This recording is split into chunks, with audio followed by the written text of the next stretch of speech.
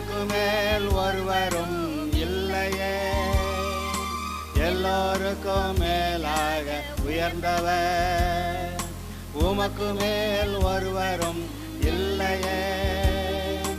அல்லேலூயா அல்லேலூயா அல்லேலூயா ஆமென். அல்லேலூயா அல்லேலூயா அல்லேலூயா ஆமென். ஒருவரால் சிருஷ்டிக்கப்படாமலே தாமாக என்றென்றும் இருப்பவர், ஒருவரால் சிருஷ்டிக்கப்படாமலே தாமாக என்றென்றும் இருப்பவர். அல்லேலூயா அல்லேலூயா அல்லேலூயா. இப்பொழுதும் கூட தேவனுடைய வார்த்தையை நம்பி ஏற்றுக்கொண்டால் அந்த வார்த்தைகளின்படியே நமக்கு அந்த நன்மைகள் உண்டாகிறது என்பதை பற்றி நான் உங்களிடத்தில் ஒரு சில வார்த்தைகளை பைபிளிலிருந்து பகிர்ந்து கொள்ள விரும்புகிறேன். ரட்சிக்கப்படுகிறதற்கு கூட தேவனுடைய வார்த்தையை நம்ப வேண்டும். அருங்க எழுதியிருக்கிறது, சிலுவையை பற்றிய உபதேசம் கெட்டு போகிறவர்களுக்கு பைத்தியமாக இருக்கிறது, ஆனால் ரட்சிக்கப்படுகிற நமக்கும் அது தேவபலனாக இருக்கிறது. அதாவது ரட்சிக்கப்படுகிறதற்கு கூட அந்த சிலுவையை பற்றிய உபதேசம், அதான சுவிசேஷம், அதுதானே நம்முடைய பாவங்களுக்கு பரிகாரம் செய்யப்பட்ட ஒரு காரியம். அதை சொல்லும்போது ஏகப்பட்ட உலகத்து மக்களுக்கு பைத்தியக்காரத்தனமாக இருக்கான். ஆனால் ரட்சிக்கப்படுகிற நமக்கு அந்த சுவிசேஷம் நாம் ரட்சிக்கப்படுவதற்கு தேவபலனாக இருக்கிறது. அப்போ அந்த வார்த்தைக்குள்ளே அவர் அந்த வல்லமையை வைத்திருக்கிறார். அந்த சுவிசேஷத்தின் வார்த்தைக்குள்ளே ஒரு வல்லமை இருந்தது, அதை நாம் ஏற்றுக்கொண்டோம். ஏற்றுக்கொண்டதுனால நமக்குள்ள ரட்சிப்பு, அதாவது பிசாசுடைய பிடியிலிருந்து பாவத்திலிருந்து விடுதலை, நாம் இருளின் அதிகாரத்திலிருந்து விடுதலையாக்கப்பட்டு தேவனுடைய ராஜ்யத்துக்கு உட்படுத்தப்பட்டிருக்கிறோம். முதல்ல பிசாசுடைய ராஜ்யத்தில் இருந்தோம், இப்போ ரட்சிக்கப்பட்டவொன்னே தேவனுடைய ராஜ்யத்துக்கு வந்துட்டோம்.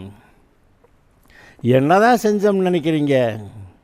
இந்த இயேசுநாதர் தேவனுடைய குமாரன் என்னுடைய பாவங்களுக்கு சிலுவையில் பரிகாரம் பண்ணார் அப்படின்னு சொல்லப்படுகிறத நம்ம நம்பணும், வேறு ஒன்றும் செய்யலை, நம்பணும். நம்பினதுனால நமக்குள்ளே உடனே ரட்சிப்பு வந்துருச்சு.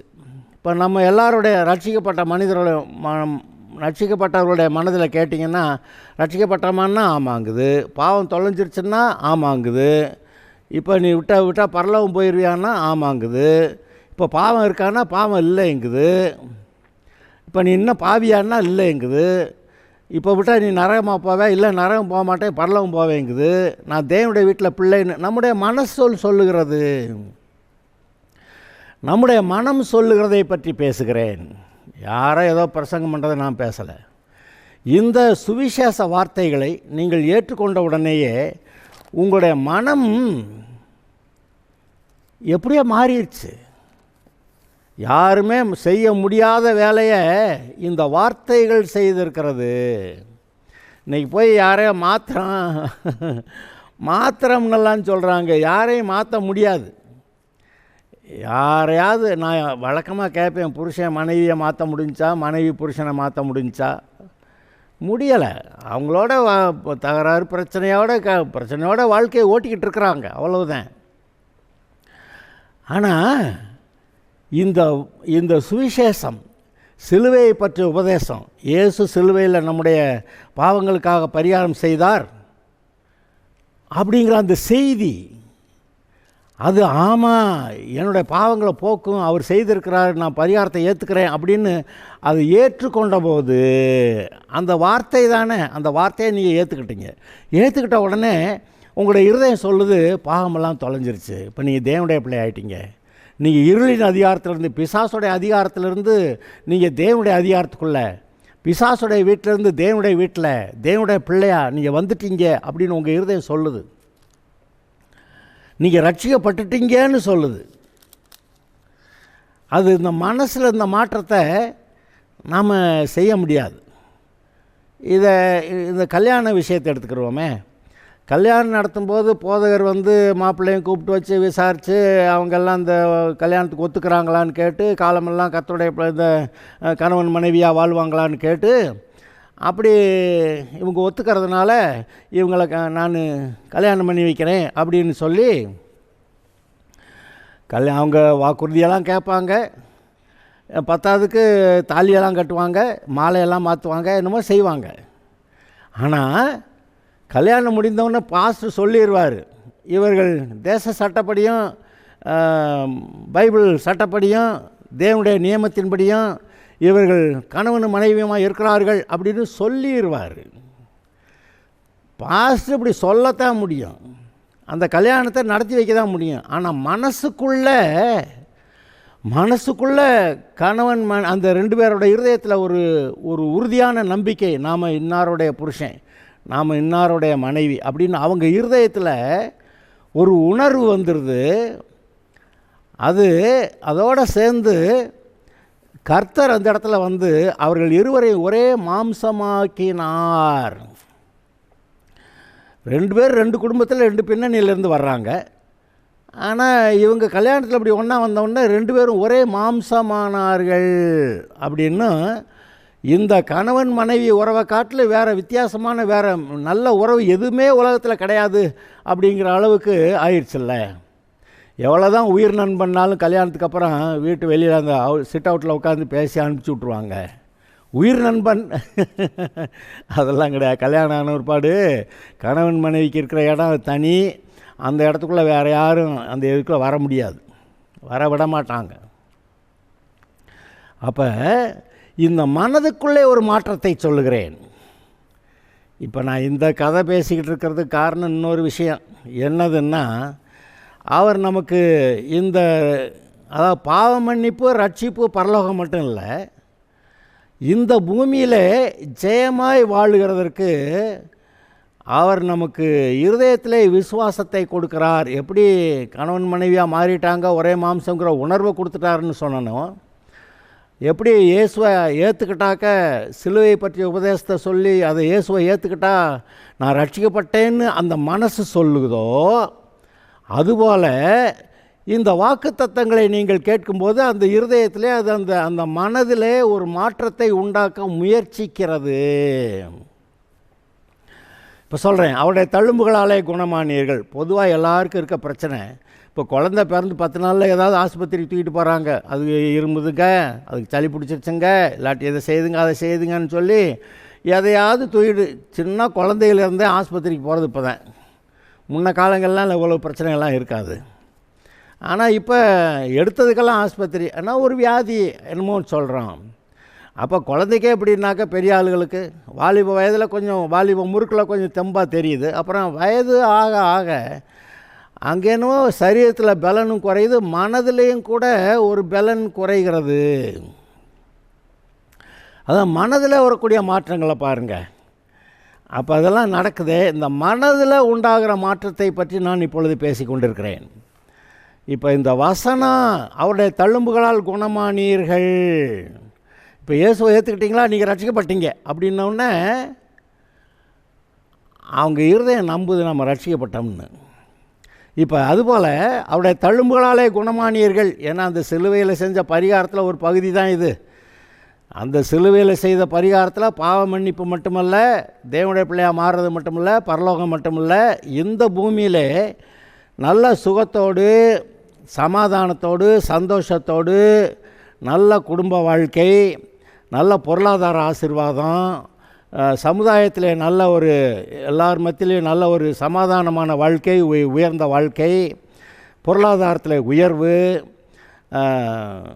பிசாசின் மேல் அதிகாரம், பிசாசோடைய கிரியைகளை அழிக்கக்கூடிய, அதாவது பில்லி சொன்ன செய்வன எல்லாம் சொல்கிறாங்களே, அதெல்லாம் அழிக்கக்கூடிய அவ்வளவு அதிகாரம் வல்லமை எல்லாம், இது எல்லாவற்றையும் கூட ஒவ்வொரு விசுவாசிக்கும் இயேசு சிலுவையிலே சம்பாதித்திருக்கிறார். இப்போ இது எல்லாவற்றையும் பெற்றுக்கொள்வது எப்படி அப்படிங்கிறப்ப கிருபையினாலே விசுவாசத்தை கொண்டு ரட்சிக்கப்பட்டீர்கள் அப்படின்னு வசனம் சொல்லுது. நான் வேணால் அதை எடுத்து அந்த ஒரு வசனத்தை நான் உங்களுக்கு வாசித்து காட்டுறேன்.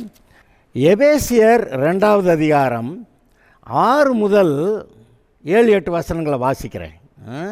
எபேசியர் 2வது அதிகாரம் 6 முதல், கிறிஸ்து இயேசுவுக்குள் அவர் நம்மிடத்தில் வைத்த தயவினாலே தம்முடைய கிருபையின் மகா மேன்மையான ஐஸ்வர்யத்தை வருங்காலங்களில் விளங்கச் செய்வதற்காக, நம்முடைய வாழ்க்கையில் அவர் நமக்கு எவ்வளவு கிருபை பாராட்டியிருக்கிறார்னு காட்டுறதுக்காக, கிறிஸ்து இயேசுவுக்குள் நம்மை அவரோட கூட எழுப்பி ரட்சிக்கப்படாமல் பாவத்துக்குள்ளே ஆவிக்குரிய ரீதியில் மரித்து போயிருந்த நம்மளை கிறிஸ்துவோடு கூட எழுப்பி, நம்முடைய ஆவி உயிர்ப்பிக்கப்பட்டுச்சான். ரட்சிக்கப்பட்ட உடனே நம்முடைய ஆவி உயிர்ப்பிக்கப்பட்டுச்சான். அவரோட கூட எழுப்பி உன்னதங்களிலே அவரோட உட்காரவும் செய்தார். இப்போ நாம் ஆவிக்குரிய ரீதியில் தேவனுடைய வலது பார்சத்தில் கிறிஸ்துவோடு கூட உன்னதங்களில் அங்கே உட்கார்ந்துருக்குறோம் அப்படின்னு சொல்கிறாரு. ஏன் தரையில் தானே இருக்கிறோம் அப்படின்னா, அந்த தரையில் இருக்கிறது உண்மைதான். ஆனால் உன்னுடைய அந்தஸ்து, நீ யார்?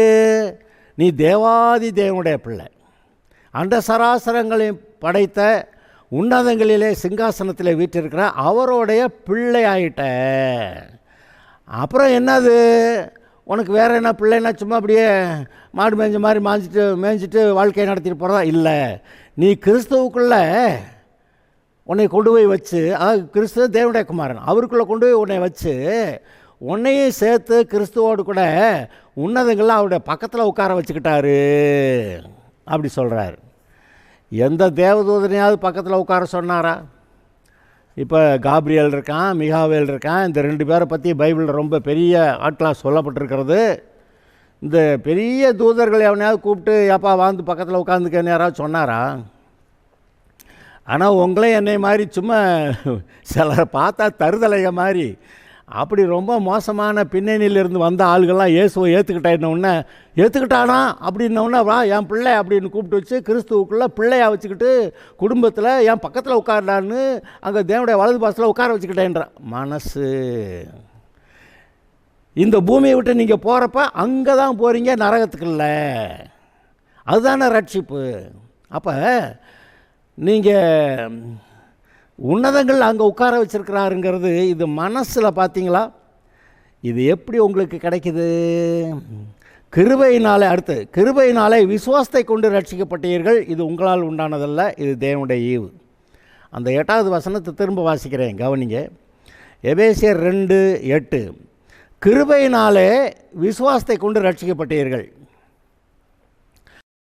என்னது? தேவன் நமக்கு இலவசமாய் கொடுக்குற ஆசீர்வாதங்கள். அதில் ரட்சிப்பு இருக்குது, பாவ மன்னிப்பு இருக்குது, நம்ம மீட்கப்பட்டிருக்கிறோங்கிறதுக்கு, நம்ம தேவனுடைய பிள்ளையாக இருக்கிறோங்கிறது, பரலோக ஆசீர்வாதங்களை சுதந்திரிக்கலான் இருக்குது, சுகத்தை பெற்றுக்கொள்ளலான் இருக்குது, பொருளாதார ஆசீர்வாதம் பெறலான் இருக்குது, குடும்ப ஆசீர்வாதங்கள் இருக்கிறது, சமுதாய ஆசீர்வாதங்கள் இருக்கின்றன. எல்லாமே அவர் இலவசமாக நீ இப்படி நல்லா வாழ்ந்துரு அப்படின்னு கொடுத்துருக்கிறாராம். அது கிருபை. கிருபைன்னா என்னது? இலவச ஆசீர்வாதம். அது எங்கே? கர்த்தர்ட்ட மட்டும்தான் கிடைக்கும். இங்கே ரொம்ப நன்றி, ஸ்தோத்திரம். நம்ம அரசாங்கத்துக்கு நன்றி சொல்லணும். அந்த ஒவ்வொரு குடும்பத்துக்கும் இத்தனை கிலோ அரிசி இலவசம் அப்படின்னு நம்ம நாட்டில் கொடுக்கறத நினைக்கிறப்ப ஆச்சரியமாக இருக்குது. இந்தியாவில் வேறு எங்கேயும் இந்த மாதிரிலாம் கிடையாது. நம்ம நாட்டில் இப்படி இலவசம்னு சொல்லி இலவசம் இது மட்டும் இல்லை, வேறு எத்தனையோ நாங்கள் லிஸ்ட்டு போட்டு பார்த்தோம். 14-15 ஐட்டத்துக்கு மேலே வருது.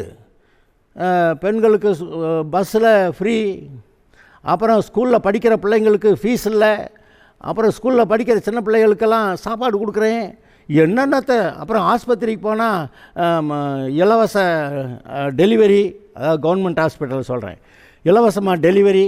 அப்புறம் என்னமோ மருந்து, என்ன வியாதியெல்லாம் போனாக்கா டாக்டர் பார்த்துட்டு இந்த மருந்துன்னு எழுதி கொடுக்குறாரு, மருந்தெல்லாம் ஃப்ரீ. நாங்கள் எண்ணி பார்த்து ஆச்சரியப்பட்டோம். இது எல்லாம் இலவசமாய் கொடுக்கப்படுகிறது அரசாங்கத்தினால. இது கூட நம்முடைய நாட்டு மக்களுக்கு தேவன் பாராட்டிய ஒரு பெரிய கிருபை. வேற எங்கேயும் இப்படியெல்லாம் கிடைக்கல. ஆனால் இங்கே ஆண்டவர் இந்த மக்களை நேசித்து இதை அந்த அரசாங்கத்து மக்களை கொடுக்க வச்சிருக்கிறாரு, அதிகாரிகளை கொடுக்க வச்சிருக்கிறாரு, அமைச்சர்களை கொடுக்க வச்சிருக்கிறாரு, கொடுத்துருக்குறாங்க. இது இலவசம்தான். ஆனால் இலவசமாக சோறு, போக்குவரத்து, செலவு இந்த காரியங்கள் கிடைக்குமே ஒழிய ரட்சிப்பு கிடைக்காது. இங்கே பூமியில் கிடைக்காது. ரட்சிப்பு கர்த்தர்ட்ட தான் கேட்டு வாங்கணும். அதே போல் வியாதியான ஆஸ்பத்திரிக்கு போய் அது டாக்டர் இலவசமாக பார்த்து கொடுத்துட்றாரு, மருந்து கொடுத்துட்றாரு. ஆனால் மறுபடி வயசாக ஆக அப்புறம் வேறு வியாதி, ஒரு நாளைக்கு செத்து போகிறதெல்லாம் இருக்குது. செத்து போகிறது ரட்சிக்கப்படாத மனிதனாக சாகிறதுனால நரகம் போயிடுறான். இன்றைக்கி மனிதனுடைய நிலைமை என்ன? ஆதாமுடைய சந்ததி பாவிகளாக இருக்கிறாங்க. பூமியில் இருக்கிற நாட்களில் ரட்சிக்கப்பட்டால் பரலோகம், இல்லாட்டி இல்லை. அப்போ இந்த உலக வாழ்க்கையில் ரட்சிக்கப்பட்டாதான் அந்த ரட்சிப்பு எப்படி வருது? கர்த்தர்ட்ட நேராக கேட்கணும். இயேசுவை ஏற்றுக்கிறேன், நம்முடைய குமார், நான் இயேசுவை ஏற்றுக்கிறேன், நான் ரட்சிக்கப்படுறேன் அப்படின்னு கேட்டால் அவர் பாவத்தெல்லாம் மன்னிச்சு விட்டு அந்த பிசாசுடைய வல்லமையிலிருந்து உங்களை மீட்டெடுத்து தன்னுடைய குடும்பத்தில், தன்னுடைய கண்ட்ரோலில், தன்னுடைய பாதுகாப்புக்குள்ளே வச்சுக்கிறார். அதான் ரட்சிப்பு. இப்போ ஆவிக்குரிய ரீதியில் இருக்குது. நம்ம இந்த பூமியை விட்டு போகிறப்ப சரீரம் கூட ஒரு வித்தியாசமான ஆவிக்குரிய சரீரமாக மறுரூபமாக்கப்பட்டு போயிடுவோம். இந்த சரீரம் பலவீனம் உள்ளது, அப்புறம் அங்கே போகிறப்ப அது பலவீனம் இல்லாத சரீரம். அதெல்லாம் அப்படி ஆகிறது. அப்போ இதெல்லாம் இங்கே பூமிக்குரிய வாழ்க்கையில் ஒரு ஆசீர்வாதம். அது மக்கள் அவங்கவுங்க அறிவினால், அவங்கவுங்க தயவு இறக்கங்களால் கிடைக்கிறது. இப்போ அரசாங்கம் ஒரு தயவு இறக்கம் பாராட்டி இலவசம் கொடுக்குது, ரைட்டு. ஆனால் ரட்சிப்பு நேரடியாக கர்த்தர்ட்ட கேட்டு வாங்கணும்.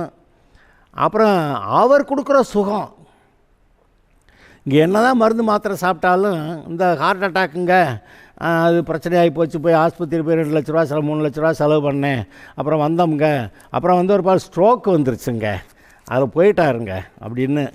அதாவது மாற்றி மாற்றி வேறு பிரச்சனைகள் இருக்கிறது.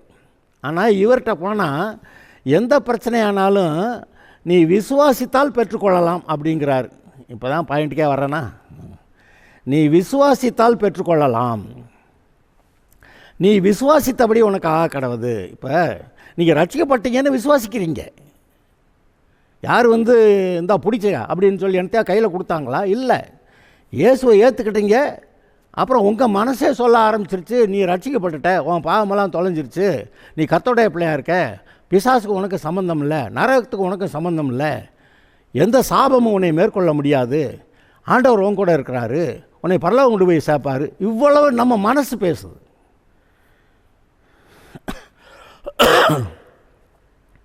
இப்போ அதுபோலவே சுகத்தையும் நீ பெற்றுக்கொள்ளலாம்ங்கிறார். எப்படி ரட்சிப்பை, அதுக்கான வசனத்தை, அந்த சுவிசேஷத்தை நம்பினியோ அதுபோல் அவருடைய தழும்புகளாலே குணமானீர்கள். ஏன்னா நீங்கள் சுகமாகிறதுக்கு அதுக்கு ஒரு கரையை செலுத்தி இருக்கிறார்.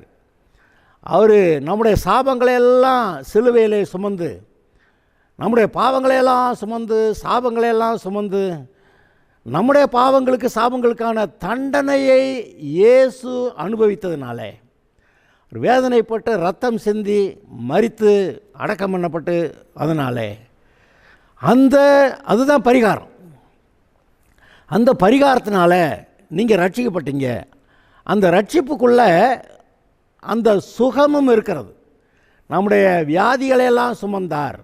சாபங்களில் வியாதியும் வருது, சாபங்களில் தரித்திரம் வரும், சாபங்களில் சமாதானம் இல்லாதது வரும், சாபங்களில் சந்தோஷமே இல்லைங்க, டிப்ரெஷன், சோர்ந்து போச்சுங்க, வாழ்க்கையே வெறுத்து போச்சுங்க, அதெல்லாம் அந்த சாபங்களில் வருது. அப்புறம் சண்டைங்க, சாபங்கள் தானே. ஒருத்தர் வெட்டிக்கிறான், குத்திக்கிறான், சாபங்கள் தானே. யுத்தங்கள் சாபங்கள் தானே. ஒரு மனப்பாடு இல்லாமல் எப்போ பார்த்தாலும் போட்டிக்கு பொறாமையில் அப்படி கடந்து இருக்கிறது சாபங்கள் தானே. அப்போ இந்த சாபங்களையெல்லாம் இயேசு சிலுவையில் ஏற்றுக்கிட்டு சுமந்தாராம். அதில் இந்த வியாதிக்கு நம்முடைய வியாதிகளையும் சுமந்தாருன்னு வருதில்ல, அவருடைய தழும்புகளால் குணமானீர்கள், அவருடைய தழும்புகளால் குணமானீர்கள். இயேசு சிலுவையில் இருக்கும்போது நம்முடைய பாவங்கள், சாபங்கள் எல்லாவற்றையும் அவர் சுமந்ததுனால இப்போ நமக்கு பாவத்திலேருந்து மட்டும் விடுதலை இல்லை, இந்த வியாதியிலேருந்தும் விடுதலை இருக்குது. தரித்திரத்திலிருந்து விடுதலை இருக்குது, மனக்குழப்பத்திலிருந்து விடுதலை இருக்குது, நிம்மதியே இல்லைங்க அப்படிங்கிற நிலைமையிலேருந்து விடுதலை இருக்குது. ஏன்னா அதுக்கெல்லாம் அவர் கரையை செலுத்தி இருக்கிறார். அப்போ காசை கொடுத்துட்டா பொருளை வாங்க வேண்டியதான கடையில். அப்படி அவர் காசை கொடுத்துட்டே போய் வாங்கிக்கன்னா நமக்கு போய் ஒழுங்காக வாங்க தெரியலை. அங்கே தான் பிரச்சனையே. நமக்கு ஒழுங்காக அதை வாங்க தெரியலை. விசுவாசித்தா கிடைக்கும்ன்றாரு. அந்த ரட்சிப்பை விசுவாசிக்க ரட்சிப்பு வந்துருச்சு. இப்போ சுகத்துக்கு விசுவாசித்தா சுகம் வரும்ன்றாரு. எவ்வளவு பிரசங்கம் கேட்டாலும் பல சமயத்தில் இந்த மனதுக்குள்ள அந்த விசுவாசம் என்ன வரல பார்த்தீங்களா? அந்த பிரச்சனையை அதை உடைச்சி உங்களுக்குள்ள விசுவாசத்தை உண்டாக்குறதுக்கு ஏதாவது பண்ண முடியுமான்னு நினச்சிக்கிட்டு இந்த வசனத்தை பேசிகிட்டு இருக்கிறேன். வசனம் வாசிக்கிறேன். 1 பேதுரு 2வது அதிகாரம் 24வது வசனம். நாம் பாவங்களுக்கு செத்து நீதிக்கு பிழைத்திருக்கும்படிக்கு அவர்தாமே தமது சரீரத்திலே நம்முடைய பாவங்களை சிலுவையின் மேல் சுமந்தார், அவருடைய தழும்புகளால் குணமானீர்கள். அப்போ சுகத்தை பற்றி பேசுகிறப்ப அவருடைய தழும்புகளால் குணமானீர்கள். சரி, யாக்கோபு நிருபத்தில் ஒரு வரியை நான் வாசிக்கிறேன். யாக்கோபில் 5வது அதிகாரத்தில்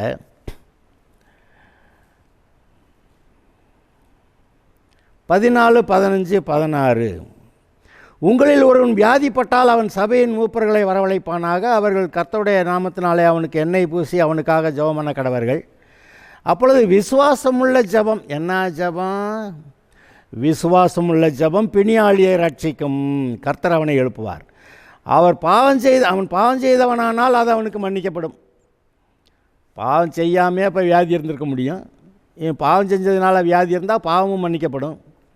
நீங்கள் சொஸ்தமடையும்படிக்கு உங்கள் குற்றங்களை ஒருவருக்கொருவர் அறிக்கையிட்டு ஒருவருக்காக ஒருவர் ஜெபம் பண்ணுங்கள். நீதிமான் செய்யும் ஊக்கமான வேண்டுதல் மிகவும் பலனுள்ளதாக இருக்கிறது. இந்த பாவம் இருந்துச்சுன்னா அது வியாதியை உண்டாக்கும். அப்போ இந்த பாவத்தை தொலைக்க என்ன செய்கிறது?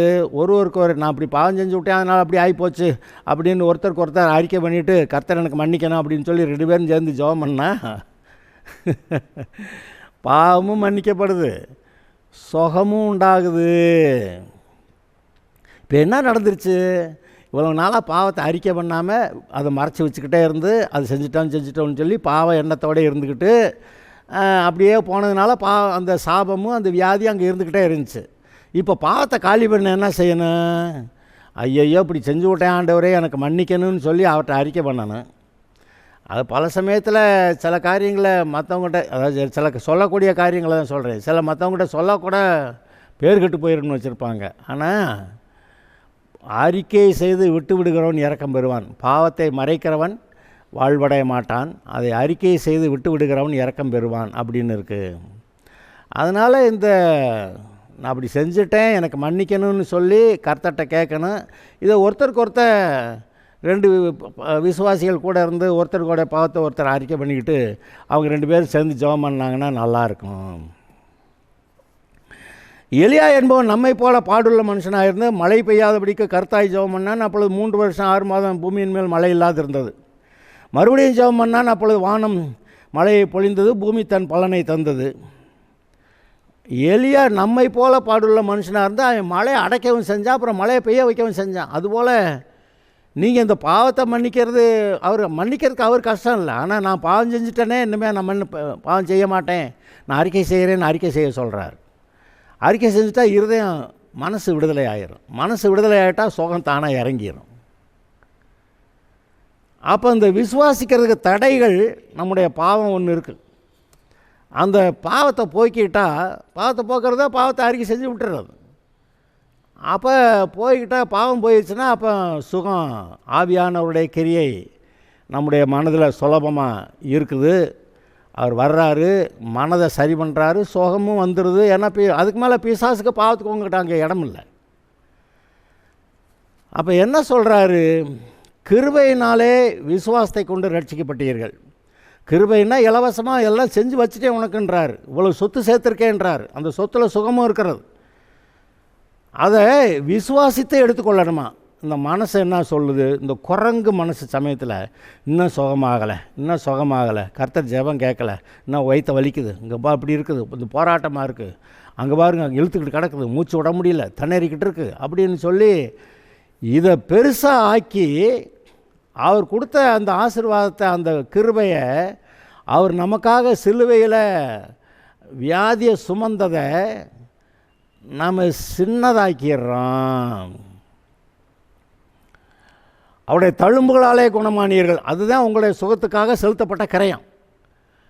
ஆனால் அதை பெருசாக நினைக்காம இந்த வியாதியை பெருசாக நினைக்கிறப்ப, அப்போ வியாதியை பெருசாக நினச்சா என்னது, வியாதி ஒரு பெரிய விஷயம் அப்படின்னு சொல்லி மனதில் வியாதியை விசுவாசிக்கிறோம், கர்த்தருடைய சுகத்தை விசுவாசிக்கலை. அவர் என்ன பண்ணுறாரு, நீ சுகத்தை விசுவாசித்தா பெற்றுக்கொள்வோப்போ அப்படின்ட்டார். அது சும்மா கெஞ்சி மண்டாடி உருண்டு பிறண்டு ஏதாவது வாங்கிடலாமா, சரி 1-2 கேஸில் நடந்திருக்கலாம், நான் இல்லைன்னு சொல்ல வரல. ஆனால் பவுல் கூட போய் 3 தடவை ஜெபம் பண்ணானா, என்னை இந்த பிசாசு என்னை குட்டுகிற சாத்தானுடைய தூதனாய், எனக்குள்ளே ஒரு முள் இருக்குது சரீரத்தில், அது சாத்தான் என்னை குட்டுகிற தூதனாய் இருக்கிறது அப்படின்னு சொல்லி 3 தடவை ஜெபம் பண்ணானா, 3 தடவையும் அவர் இந்த சரி போ உனக்கு சுகம் அப்படி சொல்லலை, என் கிருபை உனக்கு போதும்னு சொல்லி முடிச்சிட்டாரு. அதாவது இந்த சுகத்துக்கான கிருபையை நான் ஏற்கனவே உனக்காக அங்கே சிலுவையில் நான் செஞ்சு முடிச்சிட்டேன் இல்லையா, அதை நம்ப ஏற்று வந்துடும்ன்றாரு. ஆனால் அவனுக்கு கூட ஒரு இடத்துல அந்த விசுவாசிக்க முடியாமல் போயிடுச்சு. இப்போ அவனை விசுவாசித்தாதான் அந்த சுகத்தை பெற முடியும், அந்த குட்டும் சாத்தானோட்டிருந்து விடுதலையாக்க முடியும். சீஷர்கள்லாம் போய் கேட்டாங்க, அதாவது லூக்கா 17வது அதிகாரத்தில் இருக்குது, சீஷர்கள்லாம் போய் எங்களுக்கு விசுவாசத்தை கொஞ்சம் நிறையா கொடுங்க அப்படின்னு கேட்டாங்க, விசுவாசத்தை வர்த்திக்க பண்ணுங்கள்னு கேட்டாங்க எல்லாருமா. அவர் என்ன பண்ணிட்டார், கடுகளவு விசுவாசம் உனக்கு இருந்தால் கூட மலையை பார்த்து பிடிங்கி நாங்கிட்டு போ அப்படின்னா போயிடும், இந்த மரத்தை பிடிங்கி அங்கே நடுன்னா நட்டுரும், கடுகளவு விசுவாசம் இருந்தான்ட்டார். அவர் விசுவாசத்தை அள்ளி கொடுத்தாரா, சொல்கிறாரு நீ நான் சொன்னல நம்புன்றார். ஆனால் இது இருதயம் பாருங்கள் எவ்வளவு எடக்கு பண்ணுது, நம்ப மாட்டேங்குது. ஆனால் நம்ப சொல்கிறாரு, நம்பிட்டா சுகம் வந்துடுது. சுகம் போல் மற்ற எல்லா காரியங்களும் அப்படி தான் இருக்குது. இப்போ நான் இன்னொரு வசனத்தை நான் உங்களுக்கு வாசித்து காமிச்சு முடிக்கிறேன். 8வது அதிகாரத்தில் 41 முதல் வாசிக்கிறேன். நீங்கள் உங்கள் பிதாவின் கிரியைகளை செய்கிறீர்கள் என்றார். அதற்கு அவர்கள், நாங்கள் வேசித்தனத்தினால் பிறந்தவர்கள் அல்ல, ஒரே பிதா எங்களுக்கு உண்டு, அவர் தேவன் என்றார்கள்.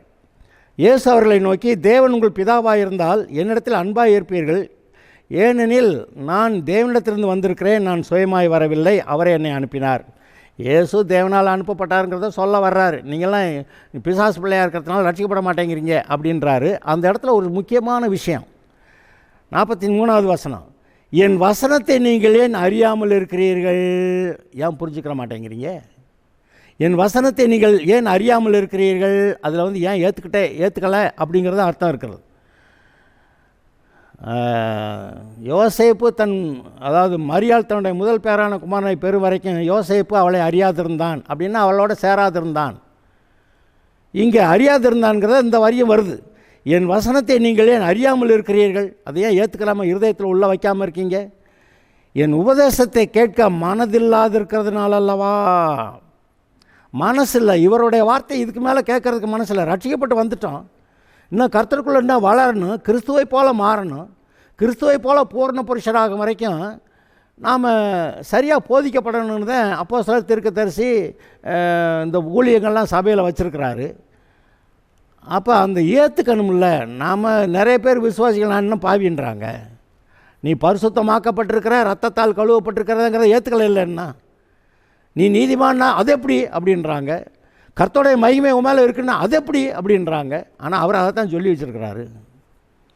அப்போ அதை ஏற்றுக்கிறாமல் இருக்குல்ல, அதுபோல் இது சுகத்துக்கான வசனத்தையும் ஏற்றுக்கிறாதனால தான் இப்படி இருக்குன்றாரு. ஏற்றுக்கிறவீங்களா? அப்போ மனசுக்குள்ளே சுகத்தை ஏற்றுக்கிறவேன்னு சொல்லுவீங்களா? அந்த வசனத்தை ஏற்றுக்கிறீங்களா? அவருடைய அதிகாரத்தில் இருக்கிறேன், எனக்கு சுகம் உண்டாகிருக்குதுன்னு நீங்கள் சொல்லுவீங்களா? சுகம் உண்டாகும். Okay, God bless you.